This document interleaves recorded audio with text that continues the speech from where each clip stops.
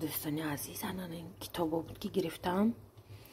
ما همین در نزد ترین استیشن یک جای داریم به پول کتاب میگیری، پس برده از خانت میمونی زیافه باشد.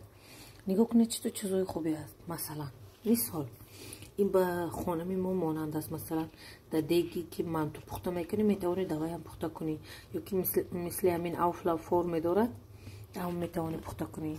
چیزای خوب جالب است. ببینیم چیا هست. Kartoffel mit Hackfleischfüllung. مثلا دبلوی کارتوفل چی میگن، کوفته شدگی گوشته، کوفتگی گوشته پخته کردن ممکن. یک ایده هست برای بچه خود که داشته باشن، باز داشته بچه خیلوندن در کار است. غذای خانگی خوب است.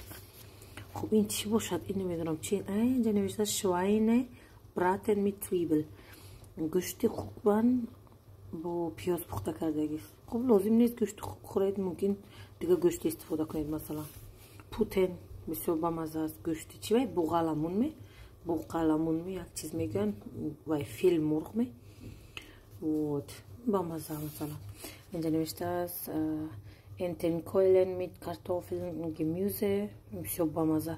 اینا باید من خوب خونم که چطوری آماده میشود. یعنی لقه از داخل و لقه. یعنی نوشته سیتروس لاکس پاکیان میت گمیوزه. تیمیان دارم. خوب سیتروس هم داریم. یعنی یک لقهش هم داریم، فقط پختنش مونده. ماهی هستین. ببینید یعنی حلال ترین غذا است در دنیا. کسانی هستن که فقط حلال و حرام جدا میکنن. وقتی پرسان میکنید قریب که مونه در عمرشون ماهی نخوردین، از بس که سختی میکنن چیزی حلال هم نمیخورن. توبه. میگید ماهی خوردیده، میگه چند سال شده نخورده. ماهی خورید حلال است. این کارتوفل گراتین این بسیار خوشمزه است. من میدونم این از چیز دیدید، یعنی چیزی گنده نیست. این کتابای آلمانی با این مرحمت تماشا کنید، کم چیزی گنده نیست اینجا.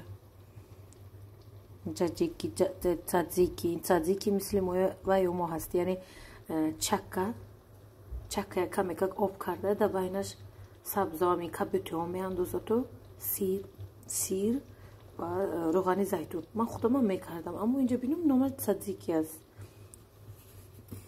چند سال پیشم دیده بودم که تزیکی، اما یختی تماش خوشم نمیاد. یک چیزو قطعی است. این کارتوفل است. یعنی چیزایی است که هم تو گنده چیزو نیست. یعنی از اینم چیزی یاد گرفت میشد. همین زنها هستن میگن ما غذا پخته کرده نمیتونم، میشرمم کس خونیم دعوت کردم. میگم بهونه است همش. یعنی بوده چیزا است کمک میکنه. اینترنت است. کوربیس کوکن میت بلتر تایگ فون بلش. چطور اینترسانت برای بچه پخته کنیم میشد. کادو با کادو. مقصد دیدید دوستان عزیز، چیزای غذای آلمانی ها هم گنده نیست.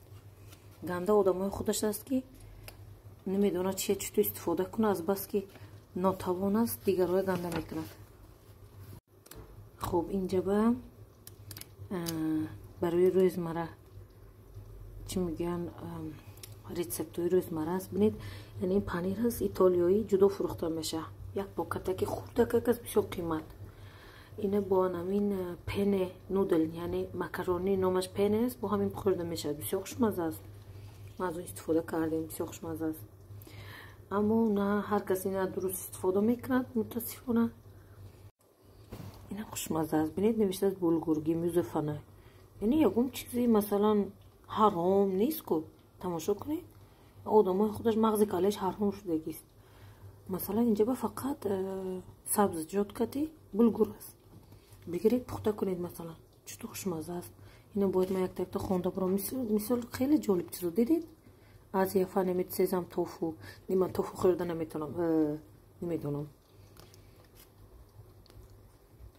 اینه نامش گنوچی میگفتم. گنوکی راستی گپ من خورده دیدیم، یک بار خوردیم دیگه توی بکردیم.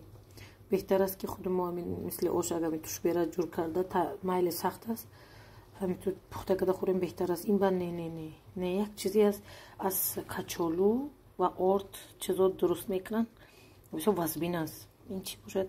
واسچشنوک نودل فانه چامپینیون که این زمرقته نغز خوب است. مقصد دیدید نه چطور خوب است نه؟